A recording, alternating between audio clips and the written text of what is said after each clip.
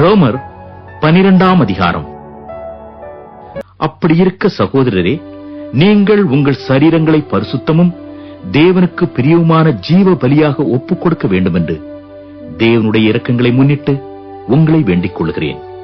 இதுவே நீங்கள் செய்யத்தக்க புத்தியுள்ள ஆராதனை. நீங்கள் இந்த பிரபஞ்சத்திற்கு ஒத்த வேஷம் தெரியாமல் தேவனுடைய நன்மையும் பிரியமும் பரிபூரணமான சித்தம் என்னதென்று பகுத்தறியத்தக்கதாக உங்கள் மனம் புதிதாகிறதுனாலே மறுரூபமாகுங்கள். அல்லாமலும் எனக்கு அருளப்பட்ட கிருபையினாலே நான் சொல்லுகிறதாவது, உங்களில் எவனானாலும் தன்னை குறித்து எண்ண வேண்டியதற்கு மிஞ்சி எண்ணாமல் அவனவனுக்கு தேவன் பகிர்ந்த விசுவாச அளவின்படியே தெளிந்த எண்ணமுள்ளவனாய் எண்ண வேண்டும். ஏனெனில் நமக்கு ஒரே சரீரத்திலே அநேக அவயவங்கள் இருந்தும் எல்லா அவயவங்களுக்கும் ஒரே தொழில் இராதது போல அநேகராகிய நாமும் கிறிஸ்துவுக்குள் ஒரே சரீரமாயிருக்க ஒருவருக்கொருவர் அவயவங்களாயிருக்கிறோம். நமக்கு அருளப்பட்ட கிருபையின்படியே நாம் வெவ்வேறான வரங்கள் உள்ளவர்களானபடியினாலே நம்மில் தீர்க்க தரிசனம் சொல்லுகிற வரத்தை உடையவன் விசுவாச பிரமாணத்துக்கு ஏற்றதாக சொல்லக் கடவன். ஊழியம் செய்கிறவன் ஊழியத்திலும், போதிக்கிறவன் போதிக்கிறதிலும், புத்தி சொல்லுகிறவன் புத்தி சொல்லுகிறதிலும் தரித்திருக்க கடவன். பகிர்ந்து கொடுக்கிறவன் வஞ்சனை இல்லாமல் கொடுக்க கடவன். முதலாளியானவன் ஜாக்கிரதையா இருக்க கடவன். இரக்கம் செய்கிறவன் உற்சாகத்துடனே செய்ய கடவன். உங்கள் அன்பு மாயமற்றதாயிருப்பதாக.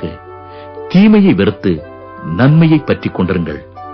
சகோதர சிநேகத்திலே ஒருவர் மேல் ஒருவர் பட்சமாயிருங்கள். கனம் பண்ணுகிறதிலே ஒருவருக்கொருவர் முந்திக் கொள்ளுங்கள். அசதியாயிராமல் ஜாக்கிரதையாயிருங்கள்.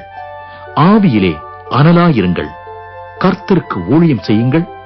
நம்பிக்கையிலே சந்தோஷமாயிருங்கள். உபத்திரவத்திலே பொறுமையாயிருங்கள். ஜெபத்திலே உறுதியாய் தரித்திருங்கள்.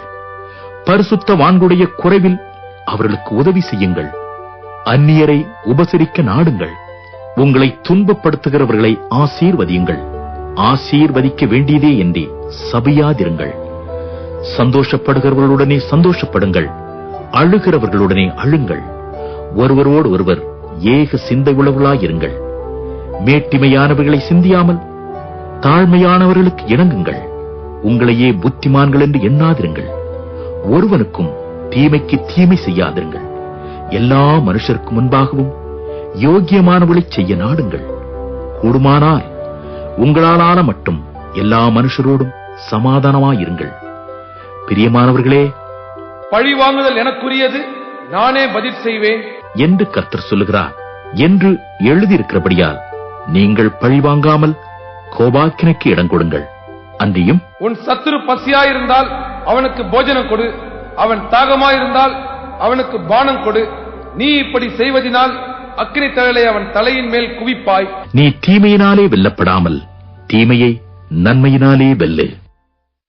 தொடர்ந்து இது போன்ற இறை வார்த்தைகளை கேட்பதற்கு நம் ஜீசஸ் லீட் சேனலை சப்ஸ்கிரைப் செய்ய மறக்காதீர்கள். கர்த்தர் உங்களை ஆசீர்வதிப்பாராக. ஆமேன்.